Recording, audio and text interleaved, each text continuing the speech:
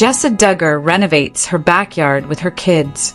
Hello guys, welcome back to my channel. For Duggar family, latest news update, please subscribe the channel and press the bell icon. Jessa Duggar woke up that morning with her heart pounding harder than usual. The sun had just begun to rise over the quiet Arkansas neighborhood, casting a soft golden glow through the window. She stood silently by the curtain, holding a mug of warm tea. For months, she had felt a growing heaviness inside, questions about whether she was doing enough for her children, whether the home she was raising them in truly reflected the love she felt. Her backyard had turned into a storage area, unorganized, cluttered, forgotten. Broken wooden chairs and used garden tools and faded toys were scattered across the uneven patch of land. It didn't reflect the warmth she wanted her kids to remember. She looked over at Spurgeon, who was sitting with his toy truck on the floor. Henry and Ivy were still sleeping upstairs. That's when the idea hit her, not big, not elaborate, but meaningful. A family space built with their own hands, a memory, not just a renovation. Later that day, when the kids woke up, Jessa gently gathered them into the living room. "Mommy wants to do something special today," she said, crouching down with a cheerful smile. Spurgeon's eyes widened. "Special like cupcakes or park?" he asked. Jessa chuckled softly. "Even better, we're going to fix our backyard." "Not just fix, it's going to be our place where we play, laugh, and grow." Henry looked confused. Ivy, holding her stuffed bunny, seemed intrigued. "Can I help?" she asked timidly. Jessa nodded, touched by their innocence. She saw enthusiasm slowly replacing their confusion. This wasn't just about rearranging outdoor space. It was about restoring emotional space.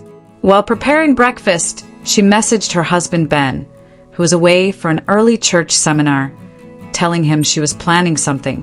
He replied instantly, "I am so proud of you. I wish I could be there. Send me pictures." Her eyes watered slightly. She hadn't expected such a response. She often questioned herself as a wife, a mother, and now a home renovator. But that little text woke something inside her, strength. After breakfast, Jessa took the kids to the backyard. They stood together, staring at the tangled weeds and worn-out furniture. "We'll clean this up together," she said. Spurgeon confidently picked up a small rake while Henry tried imitating his brother. Ivy sat on a rock at first, her eyes scanning the yard in silence. "It looks sad," she whispered.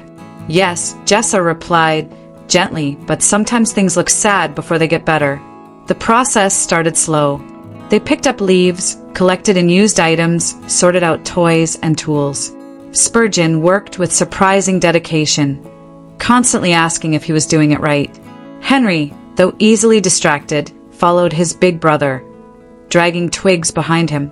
Ivy focused on arranging small stones and flowers she found in the corner. Jessa watched them and felt emotional. She thought about her own upbringing in a large family, about shared work and shared memories. Her father had always taught them that simplicity could be beautiful if embraced the right way. Now she was passing that lesson forward. By noon, the children were tired. Jessa carried them inside, made sandwiches, and put them down for a short rest. She took that opportunity to step back into the yard, alone for a moment. The silence hit differently now. The space looked cleaner, but emptier, like life after letting go of old pain. She imagined a small swing for Ivy, a sandbox for Henry, a mini garden for Spurgeon, and perhaps a quiet corner for herself, where she could sit with a book or simply watch her kids play. A tear slipped down her cheek. She hadn't cried from hope in a long time. When the kids woke up, they were eager to continue. Jessa gave Spurgeon a small wooden box filled with seeds. "These are for your garden," she said. "I get my own garden?" "Like Grandma's?" he asked, wide-eyed. "Yes," she nodded. "But you'll take care of it." Spurgeon puffed his chest with pride. Ivy asked if she could plant flowers, and Henry wanted to dig something. Anything. It was messy, it was imperfect, and it was beautiful. Throughout the afternoon, Jessa guided them. They built a tiny corner using wood planks she found stored in the garage. She let the kids paint them with bright colors. Henry dipped his brush in yellow paint and accidentally streaked it across his shirt, laughing uncontrollably. Ivy painted a heart. Spurgeon wrote family in shaky letters. Jessa almost broke down again. That one word, written by her little boy, captured everything she was trying to build. Ben called during the evening. She turned on video call, positioning the camera toward the backyard. He looked at them, all covered in dirt and paint, and smiled deeply. "It's amazing," he said softly. "You've created something more than just a yard. You've created a moment." The children all shouted for him to come home soon. Jessa smiled but felt something else. She had done this without waiting for perfection. She had taken action through love. As the sun began to set, they spread soft grass patches over the ground. Jessa used leftover stones to make a tiny pathway leading from the back door. Ivy held her hand, occasionally humming. Henry lay on the grass piece pretending to swim, which made everyone laugh. Finally, they wrapped fairy lights around a wooden pole and hung a family photo frame on it. Jessa placed a lantern under it. When it was almost dark, she gathered the kids, turned on the lights, and brought them outside again. For a moment, none of them spoke. The fairy lights twinkled like stars trapped in branches. The patches of grass looked neat.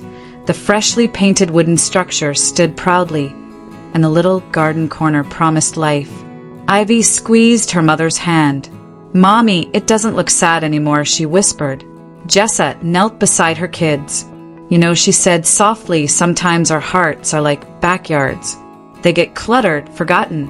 But when we clean them together, when we take time to plant something meaningful, they become full of light again." Spurgeon looked at her curiously.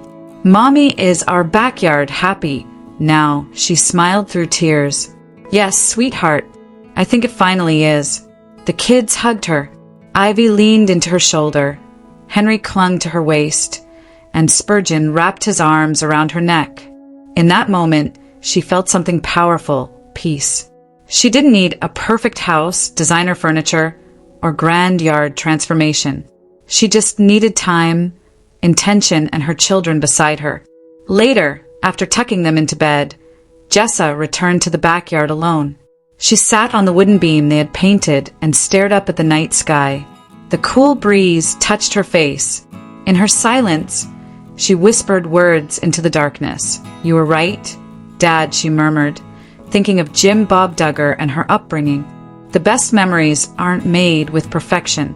They're made with people you love, even if your hands get dirty. She imagined the kids playing there next week, building imaginary castles, running barefoot, and having picnics, maybe even hosting little siblings in the future. She pictured them growing older and remembering this day, not as a renovation project, but as the day their mom turned sadness into hope. The next morning, Ben returned home. The kids rushed him to the backyard, screaming with excitement. Jessa walked behind them slowly. When Ben stepped outside and saw it all, the colors,